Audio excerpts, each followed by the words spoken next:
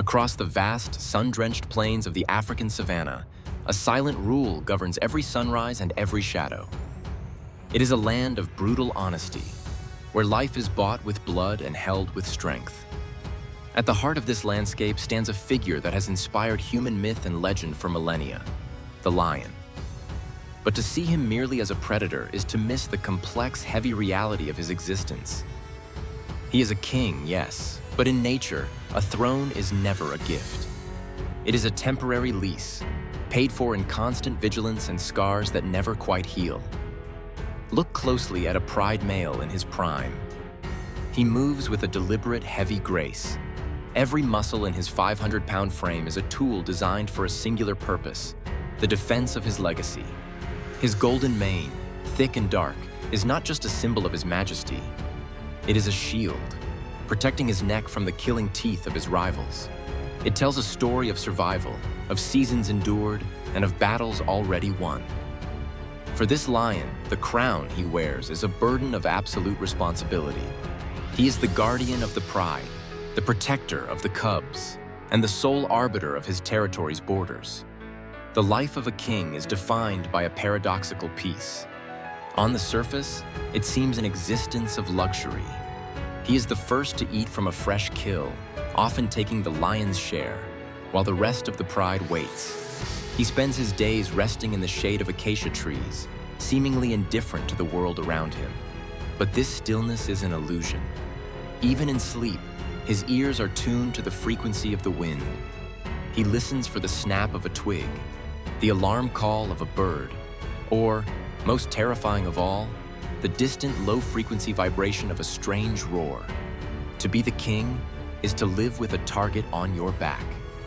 In the world of lions, power is the ultimate currency, and there is always someone looking to bankrupt the incumbent. For every day that a pride male holds his territory, there are younger, leaner, and hungrier males watching him from the fringes. These are the nomads, the exiles who have been tempered by the hardships of the wilderness. They have nothing to lose and everything to gain. They are the shadows at the edge of the firelight, the silent challengers waiting for a single moment of weakness, a slight limp, or the slow decline brought on by age. This is the weight of the crown. It is the psychological and physical tax of knowing that your peak has a deadline. A lion's reign rarely lasts more than a few years. It is a short, violent window of time in which he must sire enough offspring and protect them long enough for his bloodline to survive. If he fails, his history is erased. When a new king takes the throne, the old one is often forgotten, driven into a lonely exile or killed on the very soil he once commanded. In this film, we are stepping into that volatile arena. We are moving past the postcards and the safaris to witness the rawest expression of natural law. We will explore what happens when the tension finally snaps, when the distance between the king and his challenger closes to zero. This is not just a fight over food or territory. It is a collision of two destinies. One male is fighting to keep the only world he knows, while the other is fighting to claim a future he has been denied. The air is thick with the scent of dust and adrenaline. The distance is closing. The warnings have been ignored. When the king is challenged, the savannah holds its breath. Because in a battle of lion versus lion, there is no room for a draw. There is only the crown and the high price of wearing it. The law of the pride. To understand the violence of the confrontation, we must first understand the structure of the society at stake. The lion pride is one of the most complex and successful social units in the animal kingdom. But it is a system built on a foundation of strict, unyielding laws. It is a sisterhood, a fortress, and a nursery all at once. At the center of this world are the females. They are the permanent residents, the hunters, and the keepers of the lineage. A pride can consist of anywhere from 3 to 30 lions. And while the females provide the stability, the male provides the shield. In the human world, we often view the king as a dictator who rules over his subjects. In the lion world, the reality is far more nuanced. The male lion is less of a ruler and more of a specialized military contractor. His presence is a deal struck with the females. In exchange for the right to pass on his genes and the privilege of being fed, he must guarantee the safety of the territory. He is the ultimate deterrent. While the lionesses are formidable hunters, they are often outmatched by larger predators, or more significantly, by other male lions. Without a strong male to hold the borders, the pride is vulnerable. This social contract is what governs every action on the savannah. The law of the pride dictates that there is only room at the top for the strongest. Typically, a pride is held by a single male or a small coalition of brothers. These males do not belong to the pride in the way the females do. They are temporary occupiers. They have won their way in through force, and they will eventually be removed by force. This creates a high-stakes environment where the male lion is in a constant state of biological urgency. The primary benefit of being the king is, of course, the right to reproduce. In the wild, success is not measured by how long you live, but by how many of your descendants survive. For a pride male, the pride is his genetic legacy. Every cub born into the pride carries his DNA, and his entire existence is dedicated to ensuring those cubs reach maturity. This is why the defense of the pride is so fierce. If a rival male manages to usurp the throne, the first thing he will do is eliminate the existing cubs. This infanticide is a cold biological calculation. It brings the females back into heat and ensures that the new king's energy is spent protecting his own bloodline, not that of his predecessor. Because the stakes are so high, the law of the pride demands constant vigilance. A male lion spends a significant portion of his time patrolling his boundaries. This is not a casual stroll. It is a display of ownership. He marks his territory with a potent mixture of scent and sound. He sprays bushes with musk and scrapes the earth with his hind legs, leaving behind chemical signals that tell any wanderer exactly who he is and how healthy he is. And then there is the roar. A lion's roar can be heard up to 5 miles away. It is a sonic boundary, a warning that vibrates through the very ground. It says, "I am here. I am strong. Do not cross this line." But this life of royalty comes at a massive physical cost. While the lionesses are built for speed and teamwork, the male is built for combat. His massive mane, while impressive, makes him prone to overheating. He is too heavy to be a truly efficient hunter, which means he is often dependent on the females for his meals. This dependency creates a strange tension. He must be fed enough to maintain the strength required to fight off rivals. But if he becomes too lazy or too complacent, the females may lose respect for his authority.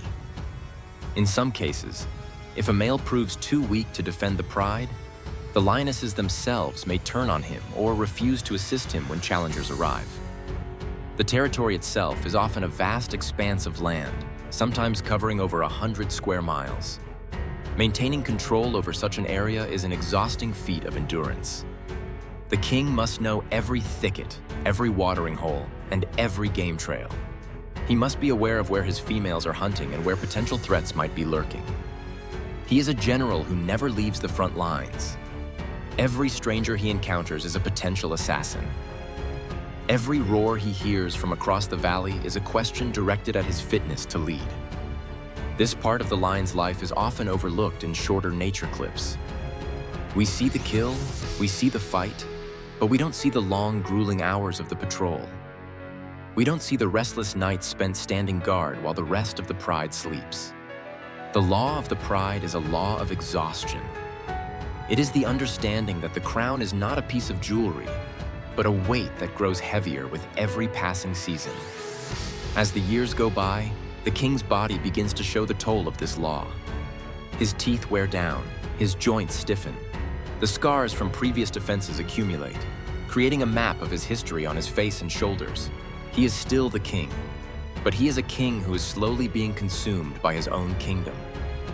And in the distance, beyond the borders he has guarded so faithfully, the wind is carrying a new scent.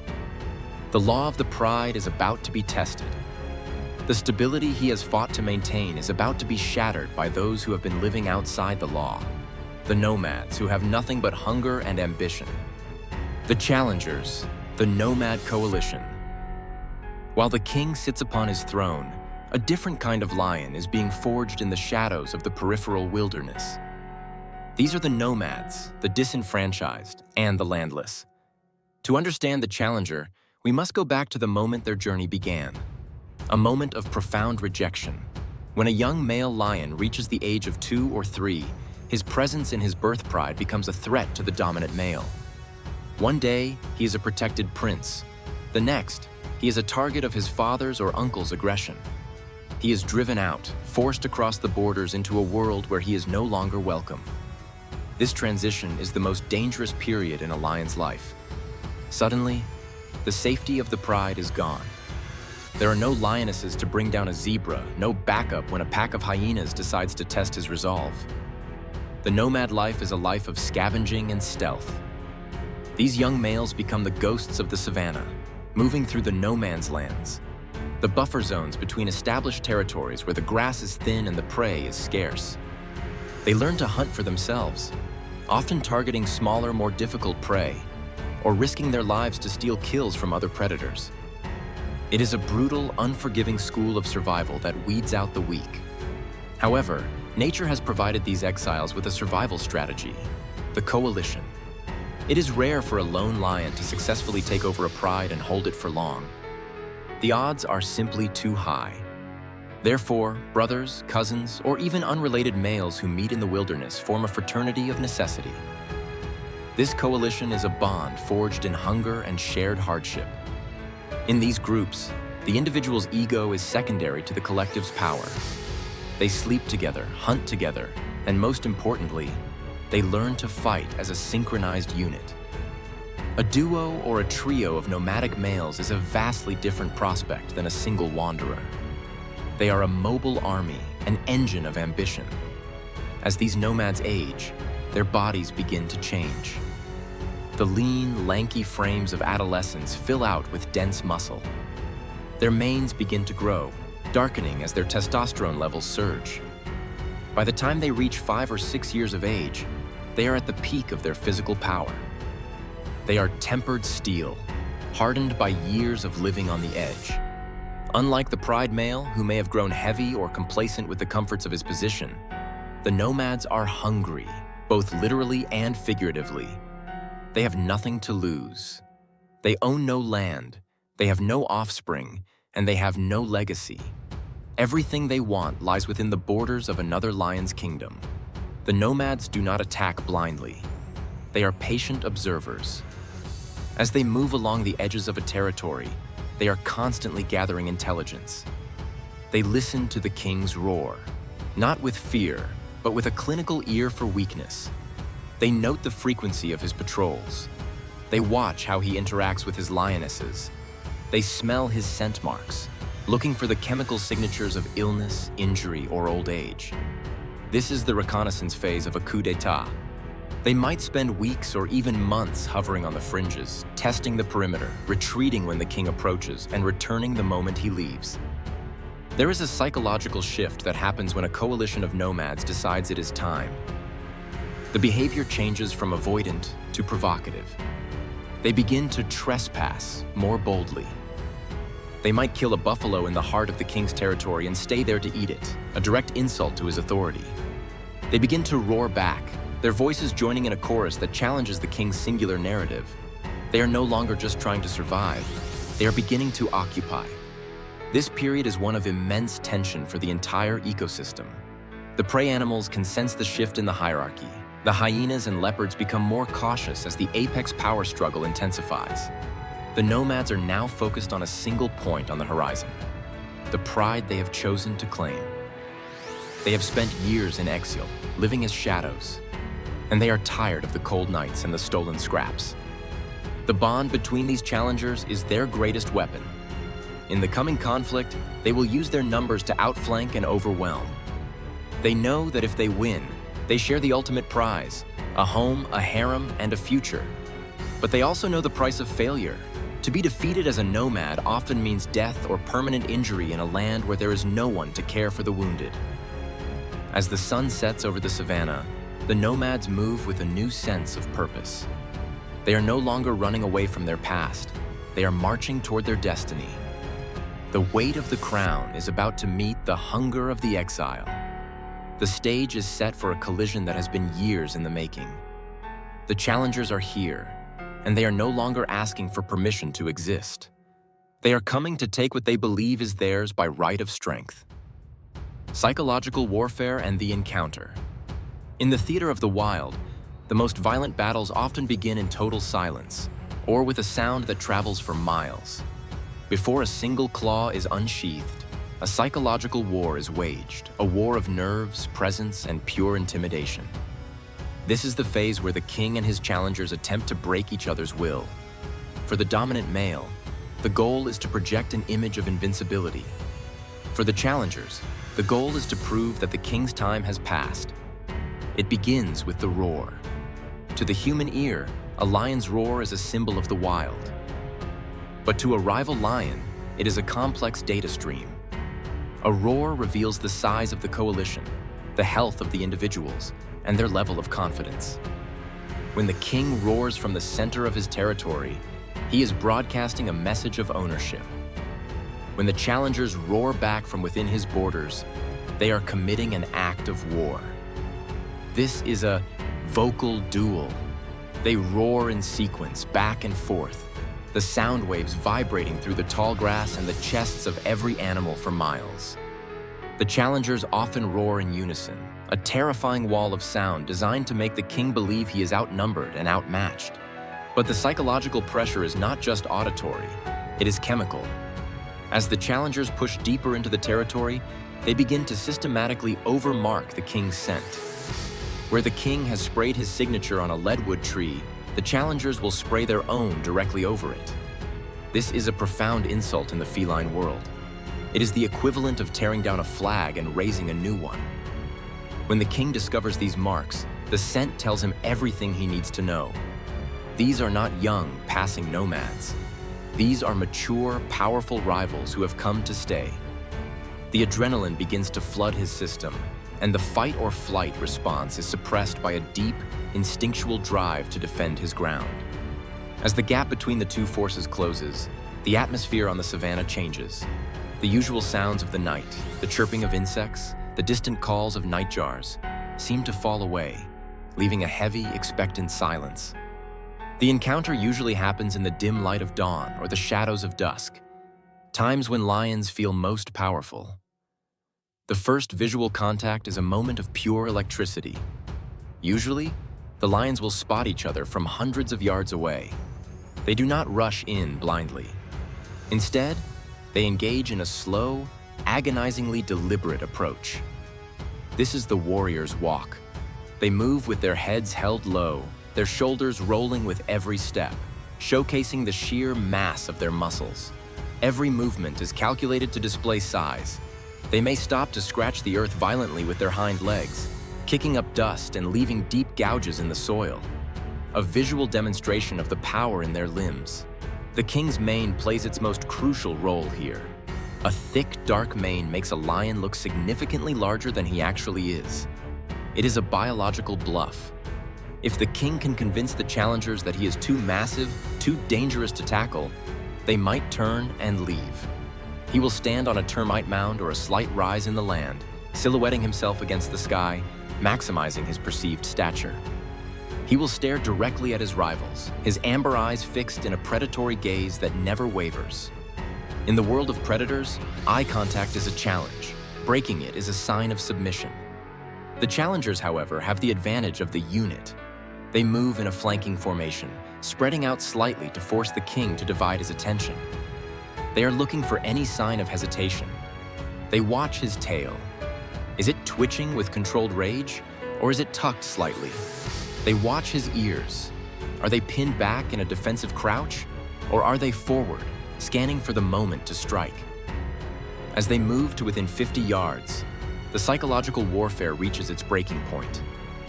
The roaring stops. The scent marking stops. The only sound is the low, guttural growl that starts deep in the throat. A sound so low it is felt as much as heard. This growl is the final warning. It is the sound of a predator committing to a kill.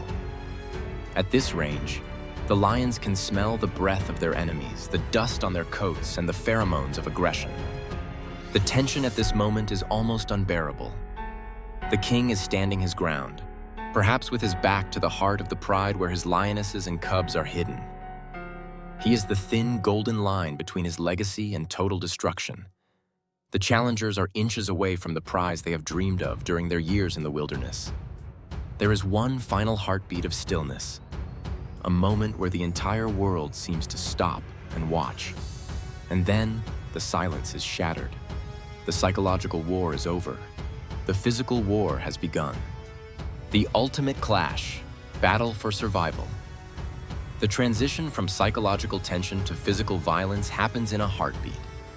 It is an explosion of kinetic energy that transforms 200 or 300 kilograms of muscle into a blur of golden fur and dust. In the world of the lion, a fight is not a boxing match. It is a collision of heavy machinery. The sounds that follow are unlike anything else in nature. A mixture of deep-chested roars, the wet thud of paws hitting flesh, and the unmistakable sound of claws snagging on hide. When lions fight, they use every part of their anatomy as a weapon. Their primary tools are their forelimbs, which possess incredible swiping power. A single blow from a lion's paw can carry enough force to break the back of a zebra. When directed at a rival, it is meant to stun and disorient. At the end of these limbs are retractable claws, an inch and a half of curved, razor-sharp keratin. These are not just for scratching. They are grappling hooks. Lions use them to latch onto their opponent's back or shoulders, trying to pull them down to the ground. In this arena, being on your back is a death sentence. The king's mane, so often seen as a symbol of beauty, now reveals its true evolutionary purpose. It is a suit of armor. In the chaos of the clash, rivals will instinctively go for the throat or the back of the neck, the quickest way to end a life.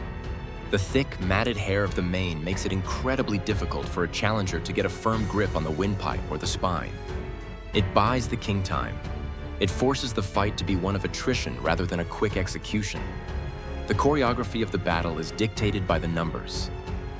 If the king is facing a coalition of 2 or 3 nomads, the strategy of the challengers is one of divide and conquer. While one male engages the king head-on, taking the brunt of his fury, the second will circle to the rear. They aim for the hind legs and the lower spine. If they can disable the king's rear legs, his mobility is gone, and the fight is effectively over. The king, sensing this, will often try to find a backstop, a thick bush or a rock, to protect his vulnerable rear, forcing his enemies to face him where his weapons are most dangerous.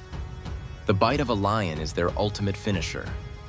With a pressure of nearly 1,000 pounds per square inch, their canine teeth are designed to puncture bone and crush windpipes. They don't just bite, they lock. Once a lion has a hold on an opponent's muzzle or throat, they will not let go, even as they are clawed and beaten by their rival's paws. It becomes a test of who can hold their breath the longest and who can endure the most pain. But the most significant factor in these battles is not just strength, it is stamina. Lions are built for explosive power, not endurance. Their hearts are relatively small for their body size, meaning they overheat and tire rapidly. After only a few minutes of intense wrestling and roaring, both the king and the challengers will be gasping for air, their tongues hanging out, their flanks heaving. This is the gray zone of the fight. In this state of exhaustion, the battle slows down. It becomes a gruesome, slow-motion struggle where each movement requires a massive act of will. It is here that the younger, fitter nomads often find their advantage. They can recover just a few seconds faster than an older king, and in those seconds, the final blow is often delivered. The injuries sustained in these 5 to 10 minutes of combat are catastrophic. Even the winner does not walk away clean. Deep puncture wounds, torn ears, and gouged eyes are standard. On the savannah, a wound is more than just a source of pain. It is a beacon for flies and a breeding ground for infection. A lion that wins the fight but loses the ability to run or hunt may still face a slow death in the weeks that follow. This is the paradox of the king's defense. To save his life and his pride, he must risk a wound that might kill him anyway. As the dust begins to settle, the physical hierarchy is reestablished. Usually, one side realizes that the cost of continuing is higher than the potential reward. If the king is overwhelmed, he will eventually break away, his dignity shattered, fleeing into the brush with his rivals in pursuit to ensure he doesn't return. If the king holds his ground and inflicts enough damage, the nomads may decide that this particular throne is too expensive to buy today, and they will retreat to lick their wounds and wait for another opportunity. The air remains thick with the smell of blood and disturbed earth. The lions stand apart now, watching each other through the haze of fatigue. The silence that returns to the savannah is different than the one before the fight. It is a heavy, somber silence. The physical clash has ended, but the consequences are only just beginning to ripple outward. The king may still be standing, or a new king may be looking over his blood-stained domain for the first time. Either way, the land has been reminded that the crown is forged in fire and maintained through absolute, uncompromising violence. The aftermath and the circle of life. When the final roar fades and the dust of combat settles back onto the parched earth, an eerie quiet descends upon the savannah. The physical struggle may have lasted only minutes, but the landscape has been fundamentally altered. In the wake of such a confrontation, there are no celebrations. There is only the grim reality of what comes next. Whether the old king has held his ground or a new power has risen, the cost of the crown is immediately apparent. If the challenger has been successful, we witness one of the most brutal transitions in all of nature. The new king stands over his newly acquired territory, but he is not yet a father or a provider. He is an invader. For the lionesses of the pride, this is a time of profound terror and strategic calculation. They have lost their protector, and they know the law of the lion better than anyone. The new king's first order of business is often the systematic elimination of the previous king's cubs. To a human observer, this is an act of unthinkable cruelty. To the lion, it is a biological necessity. By removing the offspring of his rival, the new king brings the females back into a state of fertility, ensuring that his limited time on the throne is spent raising his own genetic line.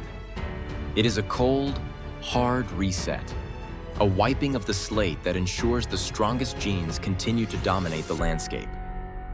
For the defeated king, the aftermath is a slow descent into the shadows. If he survives the battle, he is cast out into the very wilderness he once ruled. He becomes a ghost king.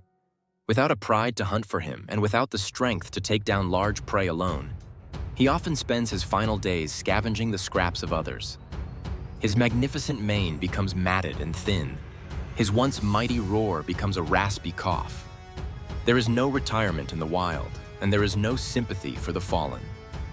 He returns to the life of a nomad, but this time, he has no youth, no coalition, and no hope of return. He is a reminder that in nature, power is a loan that eventually must be paid back in full. Yet even in this brutality, there is a strange, balancing beauty. This cycle of challenge and usurpation is what keeps the species vibrant. It is a rigorous quality control mechanism that has functioned for millions of years. The struggle ensures that only the most capable, the most resilient, and the most strategically sound males get to pass on their DNA. The lion versus lion conflict is the furnace in which the king of beasts is forged. Without the challenger, the king would grow weak. Without the king, the challenger would have no goal to strive for. They are two sides of the same biological coin. As the sun begins to set, casting long golden shadows across the plains, the pride begins to settle into its new reality. Life goes on. The lionesses will eventually hunt again. New cubs will eventually be born, carrying the strength of the victor. The borders will be marked once more, and a new voice will claim the night. The savannah does not mourn the fallen, nor does it worship the victor. It simply moves forward, indifferent to the individual but fiercely protective of the collective. We started this journey by looking at the weight of the crown.